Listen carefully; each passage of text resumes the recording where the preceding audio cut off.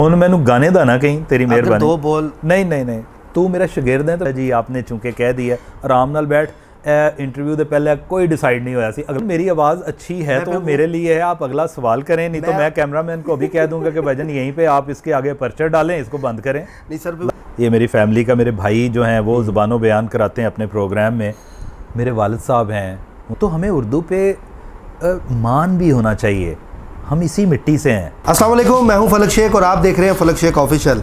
नाज़रीन, बड़े लोग मेरी वीडियोस देखते हैं, आप लोग देखते हैं, एंटरटेनमेंट भी होती है, उसमें सीरियसनेस भी होती है, लेकिन आज मैं आपको बताऊं, आज मैं एक ऐसी शख्सियत के घर पर बैठा हूं जो सब कुछ है मेरा। उनसे मैंने बहुत कुछ सीखा है। आज से 2016 में हमें पाकिस्तान विद जुनैद इकबाल हमने जब स्टार्ट किया था तब मैं इनसे मिलने आया था। आप अपनी स्क्रीन पे देख ही रहे हैं जुनैद इकबाल साहब। सर अस्सलाम वालेकुम। वालेकुम अस्सलाम जी फलक शेख, बल्कि फलक शगाफ, क्या हाल है तुम्हारा? सर आपको याद है अभी भी? हाँ जी, आपका नाम रखा था जनाब हमने। सर ये बताएं कैसा लग रहा है इतने अरसे बाद भी? हाँ फलक शेख, अब मेरा ख्याल है तुम बहुत बिजी हो गए हो आजकल, काफ़ी जगहों पे कर रहे हो और अपना यूट्यूब चैनल भी चला रहे हो माशाल्लाह, उसकी अच्छी एक सब्सक्राइबर बेस भी बन गई है। तो अब जनाब आप हमें कब लिफ्ट कराते हैं? बहुत कम ही होता है। सर अभी भी आपके पास ही बैठा हूं। हाँ बिल्कुल। तो अच्छा और सर ये बताएं, जब हमें पाकिस्तान विद जुनैद इकबाल में आपसे मिलने आया था, फर्स्ट टाइम आपको मैं कैसा लगा था? फलक शेख, ये बात काफ़ी पुरानी है, आज से 5 साल पहले गालिबन 2016 में आप आए थे। मुझे बहुत अच्छी तरह याद है कि स्टार्ट में ये था, मैंने देख लिया था कि आपके अंदर एक ख़ास लोचा मौजूद है, आप करेंगे, लेकिन जब आप करने लगे तो पता नहीं क्या उस्ताद आन पड़ी कि आपसे डायलॉग्स की डिलीवरी नहीं हो रही थी, क्योंकि मैंने आपको दिया हुआ था एक स्क्रिप्ट कि स्क्रिप्ट को देख लें। आपने कहा जी ठीक है, मैंने याद कर लिया। जब आप बोलने लगे हो तो आपने बिल्कुल बरक्स बोला। फिर आपने कहा कि नहीं, मैं ना इसकी ऑटो स्क्रिप्टिंग करता हूँ। मैंने कहा वो कैसे करोगे? आपने कहा मुझे सिचुएशन बता दें। तो मैंने नाजरीन जब इनको सिचुएशन बताई और मैं हैरान रह गया कि इस बंदे ने इतनी उम्दा डिलीवरी की। ये बेसिकली ही came up as mimicry artist, और मिमिक्री इन्होंने की उस वक्त मौलाना फजलुर रहमान की, खुद से उसकी बहुत अच्छी अदायगी की, डायलॉग्स की, और फिर साथ इन्होंने शीरी मज़ारी का बहुत एक कामयाब और हिट प्रोग्राम वो गया था हमारा, और शेख रशीद, इस तरह बेतहाशा ख्वाजा आसिफ का भी किया था। वो था आम आदमी। हाँ अच्छा, वो मैं बता रहा हूँ। खैर वो आपने वो सारा किया, तो उसके बाद फिर आपने कॉमेडी बड़ा ज़बरदस्त किया, मैं बहुत ज़्यादा उससे खुश हुआ। आज भी वो लोग देखते हैं। एक दिन आम इंसान के साथ वो सारा इस तरह का था वो। फिर बाद में आपने हमारे पास, जब हमने इसको साइड पे रखा तो दूसरे प्रोग्राम में भी आप आए, तो बहरहाल एक बड़ा अच्छा आपके साथ आगाज़ किया था। तो सर मुझे ये बताएं, हाँ मैं पाकिस्तान विद जुनैद इकबाल, ये दुबई से इसकी अपलोडिंग होती थी, सारा सोशल मीडिया दुबई से आप इसका देखते थे, तो ये अचानक बंद क्यों करना पड़ा? इसकी क्या वजह थी? हालांकि इसकी बुनियादी रीज़न ये थी कि जब हमें पाकिस्तान कर रहे थे, हम बड़ा अच्छा जा रहा था, हमने बड़े उसमें चीज़ें नई नई ला रहे थे, तो अचानक से ही वो आप न्यूज़ वाला प्रोजेक्ट शुरू हुआ। तो फिर जाहिर बात है आप भी आ गए थे वहाँ पे, दीगर भी कुछ दोस्तों को मैं वहीं पे ले आया था। मुझे तो जी जी बिल्कुल। तो वो फिर कोई 2 साल 2.5 साल वो सिलसिले को मौकूफ़ करना पड़ा, और जब मैंने रिज़ाइन किया आप न्यूज़ से, तो फिर मैंने कहा कि नहीं, अब इससे भी कोई नई, कोई जिद्दत के साथ कोई चीज़ लाई जाए। तो हमें पाकिस्तान को फिर भी हमने साइड पे रखा, तो जेफ और जुनैद का इजरा किया था।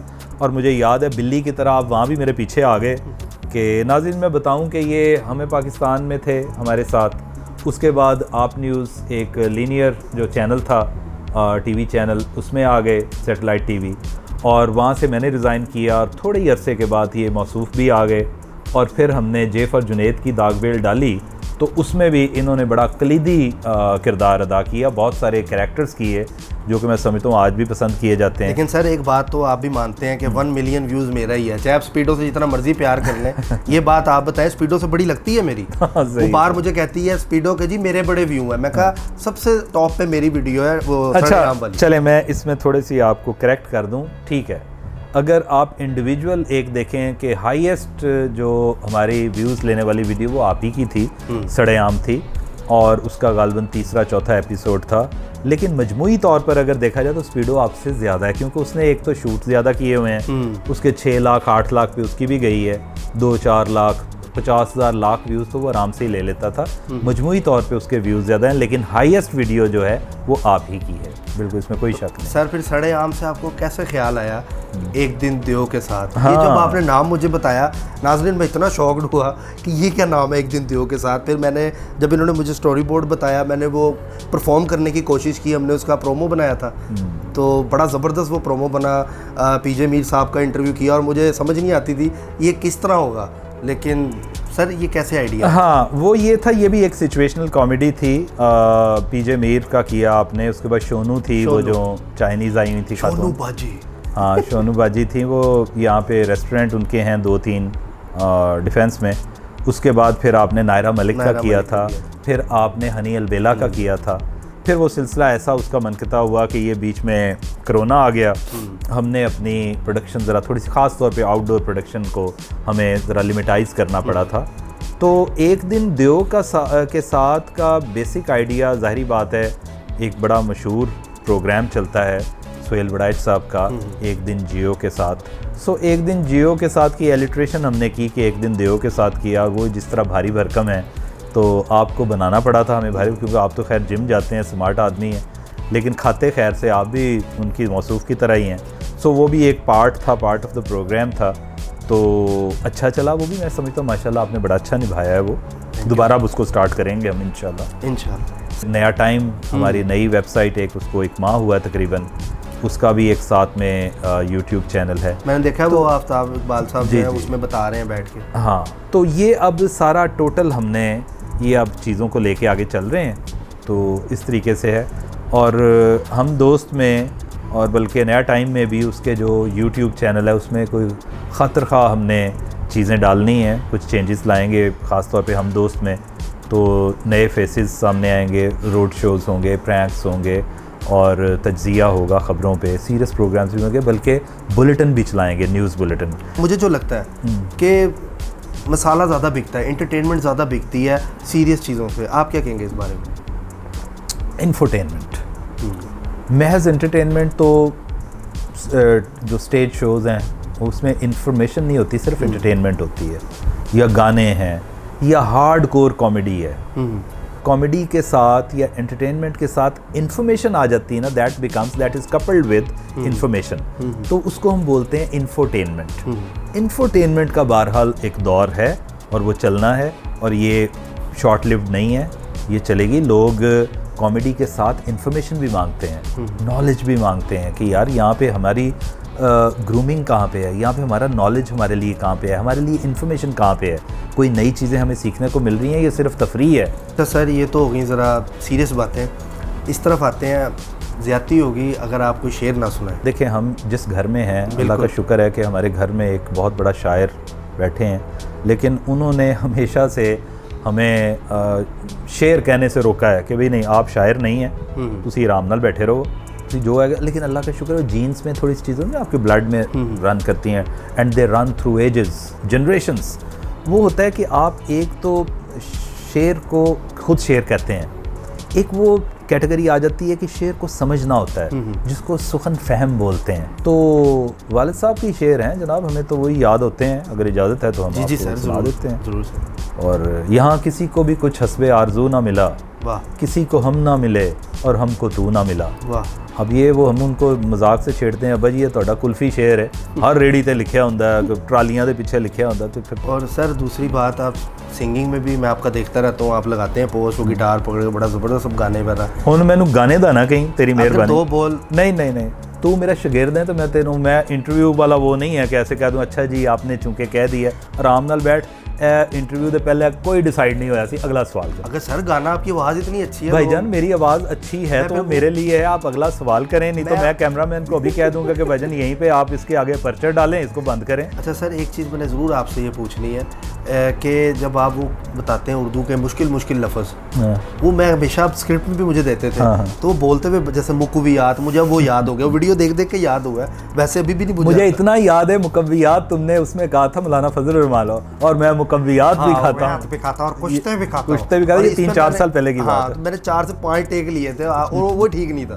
सही। तो सर ये कहाँ से आते हैं मुश्किल लफ्ज़? देखें, बात फिर वही आ जाती है कि इसमें मेरा ज़ाती तौर पे कोई कसूर नहीं है, ये मेरी फैमिली का, मेरे भाई जो हैं वो ज़ुबानों बयान कराते हैं अपने प्रोग्राम में।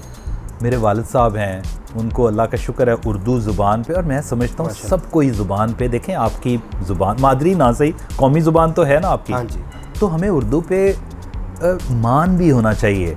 हम इसी मिट्टी से हैं, ये यहाँ की है ज़ुबान, ये हमने कोई इंपोर्ट नहीं की है कि जनाब कि तुर्की से ले ली हो या सऊदीया से ले ली हो, ये हमारी यहीं से बनी है ज़ुबान। तो हमें उसमें महारत होनी चाहिए और हमें अच्छे से अच्छे अल्फाज, हम अंग्रेज़ी के अल्फाज तो बड़े ही याद कर रहे होते हैं, बदकिस्मती से हम उर्दू को जनाब पीछे छोड़े जा रहे हैं। नहीं सर, जब हम बात रूटीन में कर रहे होते हैं, जो न्यू जनरेशन है ना, वो तो नॉर्मल बात करती है घर में, बस ठीक है यही उर्दू है। जब इस तरह के लफ्ज़ आ जाए ना तो वहाँ पे कंफ्यूज हो जाता है बंदा कि मैं पता नहीं गलत ना बोल दूँ। ये नहीं, गलत बोलने से, गलती करने से इंसान सीखता है, यही तो असल चीज़ है। जब आप कोई भी ज़ुबान या कोई भी चीज़ जब आप झिझक में पड़ जाएंगे ना, यार ये मैं गलत बोल दूंगा तो अगला पता नहीं क्या तासुर लेगा, तो आप कभी भी नहीं, सुबह क़यामत नहीं आप सीख सकते। सर इंटरव्यू तो होता ही रहेगा, ये तो अगर बैठे रहे तो रात सारी आपसे बात करने के लिए। जी जी। ये बताएं, हमारी जो न्यू जनरेशन है उसको आप क्या पैगाम देंगे? देखें, न्यू जनरेशन हो या ओल्ड जनरेशन हो या आने वाली जनरेशन हो, एक चीज़ है, एक ही कलीद कामयाबी है ज़िंदगी में। देखें, ज़िंदगी में अब ये डिफरेंट पैरामीटर्स होते हैं कि बाज़ लोग ये कहते हैं कि जनाब बहुत बड़ा बंगला, बहुत बड़ी गाड़ी, बैंक बैलेंस, ये कामयाबी है। बाज़ लोगों के नज़दीक होता है कि नहीं यार, खुश बंदा रहे, बेशक छोटा सा घर हो, वो शाम को घर आए, बीवी बच्चों के साथ हंसे खेले, बेशक आधे घंटा हंसी मजाक करे, तो वो ज़्यादा अमीर है उस बंदे से जिसने फक्का मार के गोलियों का सोना होता है, उसको नींद नहीं आती। सो ये स्टेट ऑफ माइंड होती है। खैर, सवाल आपका ये है कि क्या यंग जनरेशन को एक ही बात है कि जनाब अपनी ज़िंदगियों में पॉजिटिविटी लाएं, मस्बत रवैये लाएं। इंसान मस्बत होगा ना तो वो, मैंने जो स्टार्ट में बात की है ना, वो इसी तरफ ही जाती है कि आप मस्बत होंगे ना। मस्बत क्या होता है? एक रवैये का नाम है। ग्लास है, ये अब आपके सामने है, ये आधा ग्लास है पानी का, ये लकीली आधा है, मेरी मिसाल भी आधे ग्लास पे ही जानी थी कि मैं ये कहूँगा वाह यार आधा ग्लास है पानी का। बाज़ लोग ये कहेंगे यार है पराया क्यों नहीं है, अब वो नेगेटिव चली गई है। आप थोड़े से खुश होना सीखें, और अगर आपने ज़िंदगी में कामयाबी हासिल करनी है तो मेहनत करें, और मेहनत नीयत के साथ, एंड बी पॉजिटिव।